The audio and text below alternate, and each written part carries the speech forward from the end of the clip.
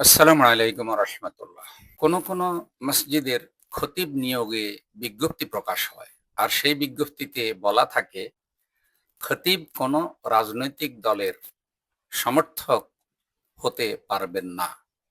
প্রশ্ন হলো, রাজনৈতিক দলের নেতা কর্মী হয়ে ওনারা যদি মসজিদ কমিটির সভাপতি হতে পারেন, রাজনৈতিক দলের নেতা কর্মী এই প্রভাবে ওনারা যদি সেক্রেটারি হতে পারেন, মসজিদ কমিটির সদস্য হতে পারেন, এবং মসজিদের মুসল্লিরাও যদি এক একজন এক একটা রাজনৈতিক দলের কর্মী হয়, সমর্থক হয়, আর সবাই একসাথে যদি মসজিদে নামাজ পড়তে পারে এবং বিভিন্ন রাজনৈতিক দলের প্রভাব খাটিয়ে রাজনৈতিক পরিচয়ে এইসব লোকেরা যদি মসজিদ কমিটির সদস্য হয়ে মসজিদে প্রভাব খাটাতে পারে, তাহলে শুধুমাত্র একজন খতিব অরাজনৈতিক হলে কি লাভ?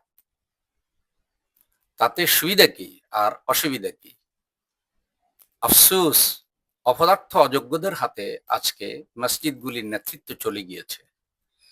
অনেক জায়গায় মসজিদ কমিটির সভাপতি সেক্রেটারি যারা হয়েছেন, তারা জানেন না যে কোরআন সুন্নাহর আলোকে এই মসজিদের দায়িত্ব পালন করার আদৌ কোনো যোগ্যতা ওনাদের আছে কিনা। একথা সত্য যে মসজিদ একটি সর্বদলীয় মুসলমানদের নামাজের জায়গা। একজন খতিব কখনো ইসলাম বিরোধী কোনো দলের সমর্থক হওয়া কোনোভাবেই জায়েজ নয়।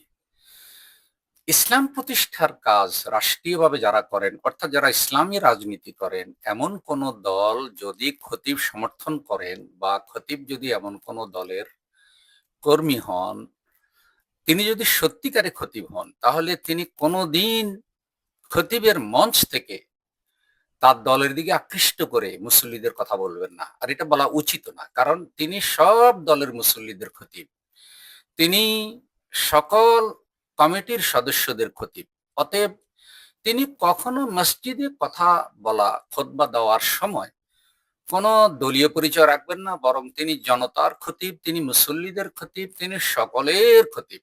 কোরআন সুন্নাহর আলোকে সঠিক দিক নির্দেশনামূলক কথা বলবেন, এবং কমিটিও খতিব সাহেবকে এই স্বাধীনতা দেবেন যে দেখেন, আপনি যেই মসজিদের খতিব, আমরা সেই মসজিদের কমিটি। আমাদের ভয়ে আপনি যদি হক কথা গোপন করেন, তাহলে হাসরের দিন আপনি আল্লাহর কাছে দায়ী থাকবেন, আমাদেরকে দায়ী করা যাবে না। কারণ আমরা আপনাকে পরিপূর্ণ হক কথা বলার স্বাধীনতা দিয়েছি।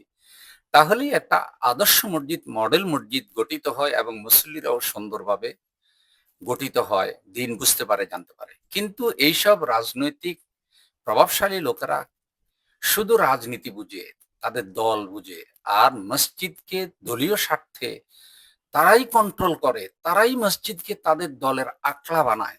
আর খতিব খোঁজে অরাজনৈতিক, এবং খতিব সাহেব যদি কোরআন সুন্নাহর আলোকে কোনো হক কথা বলে, একটু থেকে একটু বেশ কম হলে তারা খতিবের বিরুদ্ধে লেগে যায়। আমি ৩০ বছরের বেশি, এখন ৩২ বছর চললো, কখনো ইমাম কখনো খতিব হিসাবে বিভিন্ন মসজিদে আমি খেদমত করে এসেছি, বর্তমানেও করছি। তাই আপনাদের সাথে কথাগুলি শেয়ার করলাম। অরাজনৈতিক খতিব খুঁজবেন না, যোগ্য খতিব খুঁজুন। আর যারা যোগ্য খতিব, তারা মসজিদে কোনো দলবাজি করে না, তারা মসজিদে মুসল্লিদের ইসলামের দিকে আকৃষ্ট করার জন্য কাজ করে। আপনারা যদি মসজিদকে রাজনীতি মুক্ত করতে চান, তাহলে আপনারা রাজনৈতিক প্রভাব খাটিয়ে যারা মসজিদ কমিটির সদস্য হয়েছেন, তারা আগে কমিটি থেকে সরে যান, তারপরে মসজিদ রাজনীতি মুক্ত হোক।